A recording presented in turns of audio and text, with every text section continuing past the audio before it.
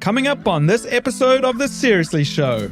If you tell me we're in misalignment one more time this week, give me something like typical South African. Want to explain how you proposed to me? Yeah, I raised your right hand for me and I was like, huh? Is liking thirst traps on Instagram cheating? The For You pages aren't for you, it's for them. Because I mean, that being the last thing you ever said to me.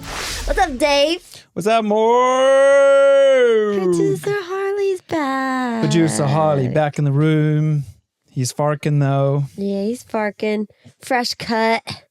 Fresh cut from the barber. This is the first time he's been on the pod since I found out I was allergic to him. So what, you just over it now? You're just like, whatever. I'm 4 weeks into my shots. Making a difference? Not really. I mean, does it sound like it's made a difference? Not really. I have to clear my throat less, but also Harley has been here less. So we'll see. I also have just become like a freakazoid about vacuuming. I don't know if you've noticed. Oh, yeah. I vacuum every day. You're vacuuming all day, every day. I can't risk any pet dander because it's like ruining my life. But actually, I was going to use this opportunity to tell you to stop treating me like I'm an employee. It's funny because I was looking at the notes for what you had put for this episode. Just a couple bullet points, and I noticed the first one, and I immediately thought of misalignment. If you tell me we're in misalignment one more time this week, I am not on your side, squad. I am not on your Slack channel. Every conversation that David and I have had in the past week, it's not like, oh, I had a different idea, or, oh, that's not what I thought was happening. It's in misalignment. And I'm like, why are you talking to me like we're I'm an misaligned on the employee? dishwasher. We're misaligned on what we want for dinner. We're were misaligned talking on our about weekend plan. What time we were going to eat dinner yesterday. You're like, oh no, we're not in alignment over that. And that was, at that point, it was like the fifth time you've said it to me this week. And I was like, dude. You know what we're misaligned on is the accent that you do for me every time you impersonate me. You make it sound like I'm some South Londoner. Oh, yeah, we're misaligned on that. You technically are a South African Londoner. Yeah, I guess so, but it's just funny. I had someone, give me a word. I had a South African friend say to me, why is it that whenever Morgan imitates you, she sounds like you're like strong British? Well, it's kind of confusing because you did live in England for like the 6 years that we were together. I've only been to South Africa with you one time. And you even said you have a little bit of a hybrid accent. I do. I have a little twang that's definitely noticeable. And I think when I get frustrated or when like energy levels get higher, I definitely go into my dad mode. Like when I'm talking about being misaligned, I can definitely, a little bit of Brian Preston comes out. So Which I get is it. I get English, it. Yeah. right? Yeah. My dad's very, very British. Okay, well, give me something to say and I'll try to imitate you. I mean, you know what it's like. It's always the vowels. So I can't. So why don't you try to say this? I can't park my car. I can't park my car. Not bad. Still a little British twang in there. I can't park my car. The twang. It's too long of a sentence. Where is my car? That's the same amount of words. Gewapende betonbrug gaan terug die maatskappy tender. Try that one. Give me another one. Give me something like typical South African. Can you make me a boerewors roll? Can you? Harley. Producer Harley, you need to settle down, son. You keep asking me to do these long sentences. I'm just looking for words. Boerewors roll. Boerewors roll. Boerewors roll. And I'm saying it like an American. Very, very lightly. Boerewors roll. Boerewors roll. Boerewors roll. Okay, try an easier one. You know that's hard. Away, bruv. Away, brew. Away, brew. Nice. Okay, I don't want to do it anymore. That was fun. It's embarrassing for me. But no, okay, I'll try and not talk to you around the house and manage the marriage like it's a project. Please. And thank you. Noted. You know what else we realized last week was our 3-year engagement anniversary. What do we call that? Engagement Annie, I guess. I don't really think it's a thing. It's not a thing. I don't know if people actually celebrate their engagement anniversary. Harley, you're going to have to go if you can't get your act together. He wants to leave. He has to go. Harley's been reprieved of his producer duties. He can't handle it today. Yeah, it's coming out of his pay. He's feeling a little overwhelmed, I think, overstimulated by the hot air balloon light that we have in here now. But anyways, our engagement anniversary, I totally forgot about it until it popped up as a memory on my Facebook this week. 3 years. 3 whole years. Doesn't it feel like ages ago? Doesn't it feel like it actually didn't happen? Yeah, it was such a wild time because I proposed during one of my 90-day stints in the US of A. And then we got engaged and we then separated physically. You know, we were getting ready to go to Barcelona. It was going to be a big trip that we were going on. It was like a couple weeks. I want to say it was like a week later. Because you were here in the United States and I was going to go back with you. And then we were going to Barcelona. And I had just assumed that I was getting engaged in Barcelona because you did ask me what my ring size was. Because another fun fact about me is that up until this point in my life, I have had like a jewelry phobia. I don't have my ears pierced. I have nothing pierced. I don't wear any jewelry. So my engagement ring was like the first piece of jewelry I ever put on, ever. And so you didn't know my ring size. I didn't know my ring size. So I knew it was coming. I literally bought a ring size kit from Amazon. Yeah. So I couldn't even make it subtle. I was like, here you go. Yeah. No, but you did throw me a curveball because I thought I was going to get engaged in Barcelona. That's part of the plan. And you want to explain how you proposed to me? Yeah, I planned the whole Barcelona trip almost like as a smokescreen. And in my mind, I knew the Barcelona trip was going to be the celebration of being engaged. Okay. And I knew in your mind it would throw you off and you wouldn't expect anything to happen before that. Right. So you had music practice. It's very abnormal for me to be at music practice. I would never be there. And at the end of your practice, your mom, who's the music... But I didn't know that you were there. No, I know. Yeah. At the end of the practice, your mom told everybody in the band that I want to show you guys a video about how to improve your stage presence on the big screen behind everybody on the stage. Yeah. And I walked in while this video of little highlights reel of our like dating journey so far that I edited came up on the big screen behind you. Yeah. And as it starts to like end, the last few seconds of the video, I walk in from the back and you knew what was going on when there was a video of our relationship coming up on the screen. And I was so nervous. I was shaking. I was like, I kind of like blacked out. I was in this tunnel vision mode. I put out my hand and I didn't even like gracefully like ask you to come onto the stage. I just pulled you up. Literally. And you're at practice on a Thursday night in your sweatpants and hoodie. I looked horrific. It was winter, so you had your beanie on. I looked like I hadn't seen a shower in 3 weeks. I was like, are you serious? I wasn't expecting it at all. I had a beanie, I had my glasses, I had no makeup. I was in a hoodie, sweatpants, and I was like, okay, well, these pictures are going to be horrible forever because I look like a bum. And then I basically nervous still. I basically told you that you were my best friend like 3 times. Got down on one knee, and then someone who was in charge of the screen at the back switched the graphics to say, "Will you marry me?" Yes. And you were like, I haven't showered today, but yeah. And then everybody clapped and cried. I was so caught off guard, but also just so surprised that you would want to do something like that in front of a group of like 25 people. Yeah. That's a lot of people. I don't know why I was like cool with doing it. I think it was because our relationship had been so like trying to navigate how the heck we were going to do this. It got to the point where it was like, brother, it's now or never. Yeah, obviously. So that to me was the most like surprising thing I could think of. And I do love a little cheeky video edit. So. He does love a little video edit. I wonder, do you still have it? We should put it in the YouTube video. Absolutely. That's a great idea. It's only like a little 90-second thing. So for sure. It was cute. If you're audio only right now, please go to YouTube, check it out. We'll put it on there. Lululemon. Lululemon. Les Morin. Macron.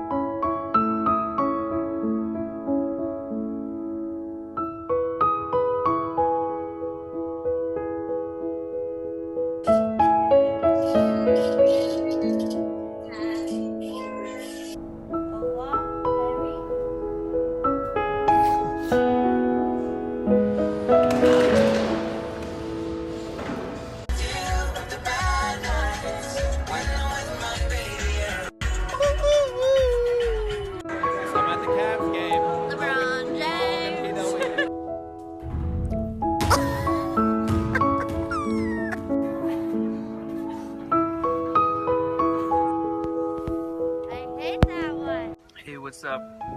It's Peter. It's Peter in the park. It's at the park. Peter's at the park. It's Peter at the park. It's Peter at the park.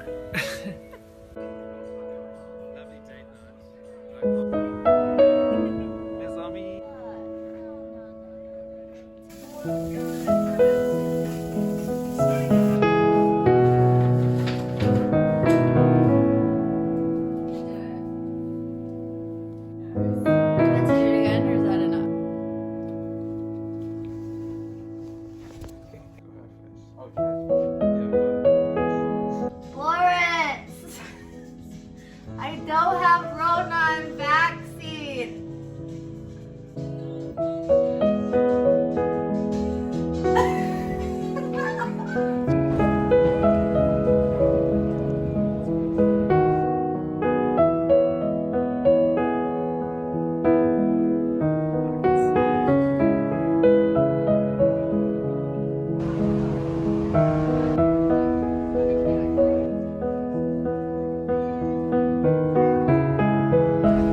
Just cruising down the river.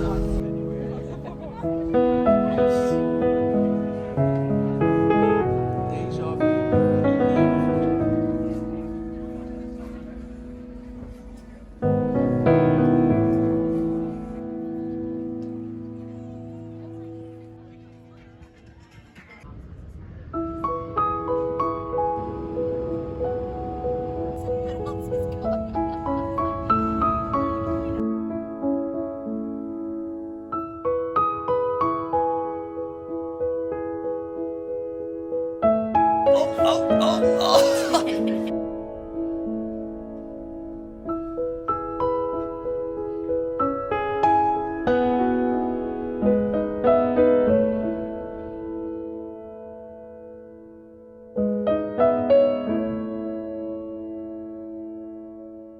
I gave you a homework assignment and you didn't do it. So.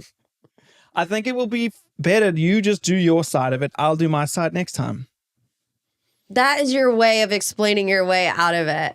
Yeah. I haven't been able to get a hold of David the past like 5 days. You have had your phone on Do Not Disturb 24/7 for the past 5 days. I don't get that though, because you're set as like a favorite contact that can breach through that. So I'm confused about that. We're I'm going to sorry. have to ChatGPT it. Yeah. So I did text David to be like, let's do a little bit of a juicy episode and ask some hard-hitting questions to each other, maybe questions we never asked each other. But I'm the only one who has any questions. Let's do it. So you're on trial, buddy boy. You want to swear yourself in?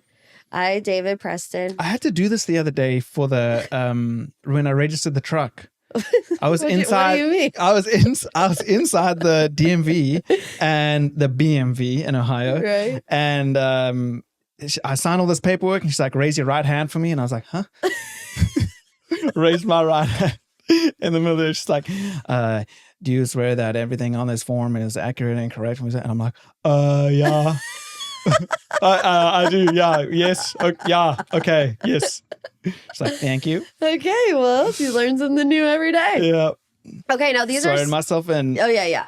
I, David Michael Preston, Hey, David Michael Preston. swear to tell the whole truth Swear to the whole truth and nothing but the truth. and nothing but the truth. So help me God. So help me God. I don't know if that's actually what they say. It's just what I've seen on every television show ever. These are kind of... When I was researching these questions, I purposely didn't pick some of them because I did not want to know your answer. I was like, oh, I don't want to know the answer to that question. Nervous now. Okay, this one's easy. We'll start easy. Question number 1, I have 5. Should couples have each other's phone passwords, or is that an invasion of privacy? I don't think you should say like, hey, just so you know, here's my password. There's just, you've unlocked my phone enough times to know it. And that's fine with me. I'm not going to change my password because you know it. But I'm also not going to write my password down and be like, hey, it's weekly check-in time. Yeah. You know, so I think short answer, yes, it's fine to have each other's passwords. Not an invasion of privacy. What about at any given moment if I open your phone and looked through it? That would feel a bit weird. That looks like you're digging and you're fine. Like, I can leave my phone with you as long as you want. I don't care. But it would be weird if you specifically said to me, hey, let me check your phone. And I was like, oh, I'm busy. I need it right now. I'd be like, no, I want to look at it. I want to dig. I'd be like, what are you digging for? Have you ever looked through my phone when I wasn't around? No, not in a malicious way. Okay, well, what about in a non-malicious way? Yeah, I've sent myself photos that I need. I've sent videos for this podcast that I've needed. I've never gone digging. You can like ask follow-up questions to me, like if you want to. Have looked you at your phone? Yeah, yes. Really? What were you looking for? I wasn't necessarily looking for anything. This was like earlier on in our relationship, but I did at one point. It was like the first time I came over to London. I did, and you know, I was immature back then. Okay. I was also a wildcat.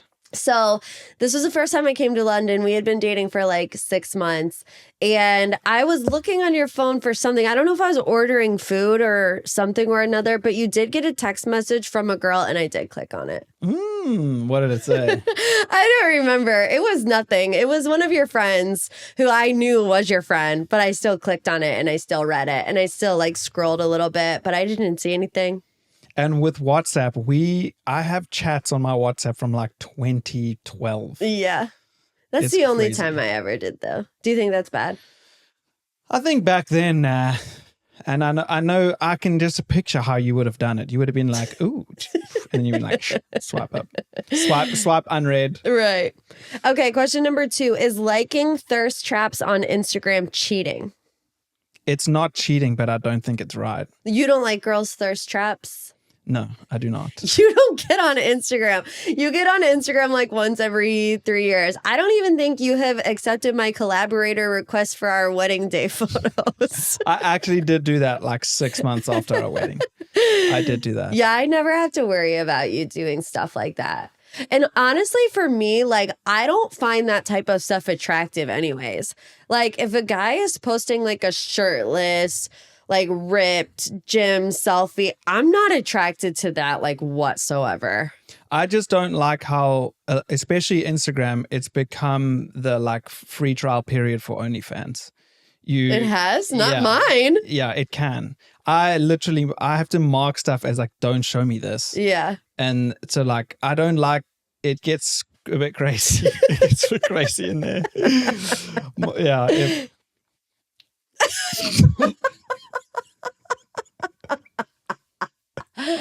Well, you know, once you look at one specific thing, it will start to show you more of that thing. I know, but like I saw this thing the other day that was like the Instagram, the For You pages aren't for you, it's for them. I thought that was brilliant. It's for them, and them are the platforms. So they try to tap into like our natural desires, yeah. And I think you just have to put your guard up. Ting, ting, ting, ting, ting. Is it okay to stay friends with an ex? Depending on what happened in the relationship, yes. Okay. Under what circumstances would it be okay? If the two girls, your current partner and the ex-partner, have conflict, if there's something between those two and that impacts your relationship with the current partner, I think it would probably be best to just go your separate ways. If it affected me to stay friends with them and not make me show up as a better partner to you because I'm still friends with them, then that probably would be a bad thing. But in general, I think no, as long as there's no feelings attached, it's totally fine. Would you be mad at me if I was friends with any of my exes? I'm not, by the way. No. Serious exes, no. No, I don't think I would be. It would be weird if you like communicated frequently. See, that's the difference, I think. I think you can be friendly. I don't think you can be friends. Yeah, and it depends on how serious the relationship was. Yeah. If you had like a month-long relationship with somebody or you dated somebody, I think you can definitely be friends. I don't want you to be friends with any of your exes ever. Okay. Well, they're all a million miles away, so you don't have to worry about that. Should couples have a joint bank account, or is keeping finances separate better? I am a strong believer in you should have a joint bank account and your money should all go into that. If you're a paid employee, you should get paid into that. If you're self-employed, you should put some into it, and you should then bucket out your personal money. I do think you should both have personal money. Right. And you should be able to do whatever you want with that. But I think the top of the funnel should be a joint pot, and then it spreads from there. Did you always think that way, or has your opinion changed since being married? My opinion actually changed from doing a lot of research and just thinking about how you want to be a team. This is a team thing. You have to be a team in this. And I think the common way to do it is separate bank accounts. We all get paid into that, and then we join a fund together. Right. And that's the way I used to think. But that isn't a very transparent way to do things. True. Because then you're choosing how much goes in.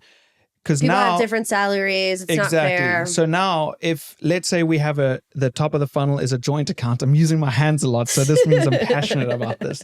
If it's a joint pot at the top, if you get a raise, it's not you winning, it's us winning. Yeah. And if I get a bonus and it goes into that pot, it's us winning. Right. So it becomes a team thing and not an individual thing. That's a good way to put it, because like it would, I don't know if right now in this moment it would cause like animosity and resentment, but like if you got a bonus and it wasn't used to better our lives at all, it wouldn't really feel like we were in a partnership. It would feel like we're still doing things, on our own. I felt the same way before I got married, where I thought I had the mentality of I have worked my butt off to like get to where I am in this career. And so I'm very like attached to the idea of like what's mine is like I worked for this, you know what I mean?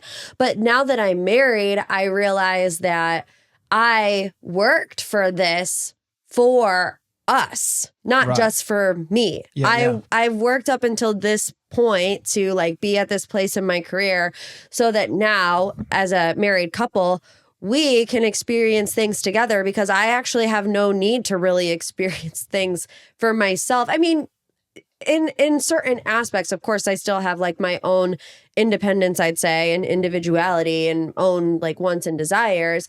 But like if it's coming down to spending money, like I want all the experiences that I want to spend money on, I want to spend it with you. Right. Right now we don't have kids, so we do splurge on a few different things.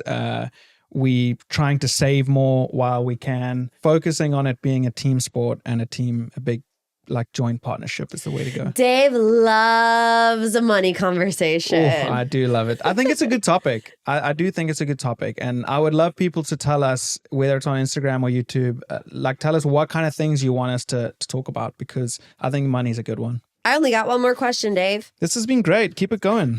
You haven't been nervous? I was like, ooh, I'm really going to put the pressure on him today.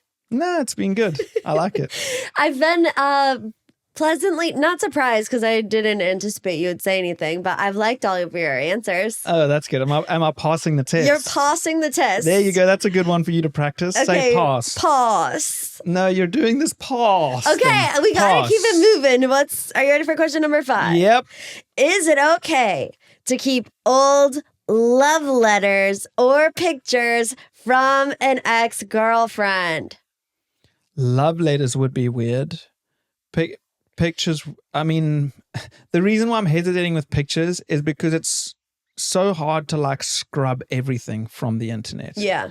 I think it would be really weird if I like kept them in a folder in my phone or somewhere that I'm seeing them frequently. But if you scrolled long enough back on my social media, you would probably find something, and I can't be bothered to get rid of that. I still have the love letter you wrote me from 15 years ago. Yeah, but I'm not your ex. Yeah, but at a point but you were. I wasn't I? And I wrote you a love letter, and I know you did keep it until you were made to throw it away. Yeah. I feel terrible about that. I wish I had it still. It was so good as well. I gave you a CD. I really want to actually share this with. No, can I go get it? I know exactly where it is. Yeah, go get it. Okay, hold on. I'll be right back. Isocronous. I don't have the CD. I'll keep telling the story. You go. We'll wait for you to come back. Watch the camera.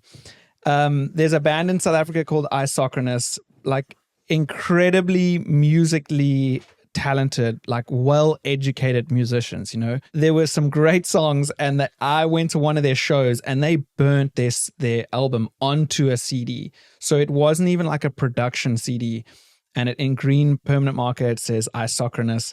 And there were words in some of the songs that I liked. And I gave it to Morgan when I left America in 2011. And we didn't think we would see each other almost ever, to be honest. And I gave her the CD. It was like one of my prized possessions. Well, I don't have a clue what you just said, so I'm only going to hear it when I edit this bad boy back. Wow, you got a lot of paperwork there. I did. I kept everything. Now, this is from when we dated 15 I'm doing like nervous years hand ago. movements now. This was from when you came back to America in 2016. End of 2017. 17? I always get that wrong. This is when you came back the first time. We rekindled our love story. Any guesses as to what it says? Where did I give that to you? At the airport? What is that? It's a piece of paper from your notebook. Huh. Go on. It says, I'll never forget these last 2 weeks. Thank you for everything. I love you, David. Oh, it was like a little goodbye note. Yeah, it was a little goodbye note. Wow. Look at that. I kept it. I write like a kid. Now, here's the 3-page report that David left me before he went back home to South Africa. Look at that picture. In 2011. This is the iconic Morgan and Dave photo. Wow. That's when we first fell in love. Look at us. If you're listening now, it's this black and white printed picture on like classic home printer. Unbelievable. You printed it in the Mountain State University library at 3:35 in the morning. It says, shock that it's 3:35 a.m. the night before I leave and I'm still not quite packed. And I used to sneak you into my college dorm room. We weren't allowed visitors like after 6, I think. And Listen to you were this. always there after 6. I'm so embarrassed by this. Oh, do you not want me to say it? No, go ahead. I just want to read this one last paragraph. Yeah, I was going to say, if you sit through reading that whole thing. No, absolutely not. This is so 2011, David. I know I'm going to go home and have a wild time. Who says that before we date for a couple months and I like leave? I'm like, going back home. No, I'm going to have a wild time. I'm sure that makes you feel great.